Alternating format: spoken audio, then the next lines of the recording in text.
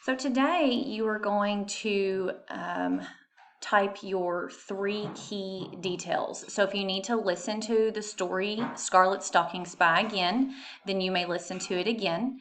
And then you're going to add your 3 key detail sentences that will help compose your summary.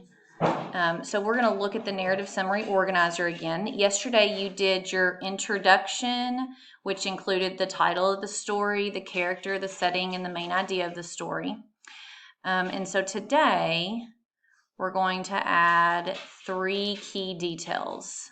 So you'll do what happened first, then what happened, and then what happened, okay? So I'm going to come over here to our form. You have the video to the story if you need to listen to the story again.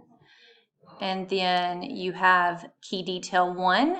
Remember to type in complete sentences because remember this is composing a summary of Scarlet Stocking Spy. So you have key detail 1 and then key detail 2 and key detail 3. So that's 3 complete sentences that tell what happened first, what happened next, and then what happened.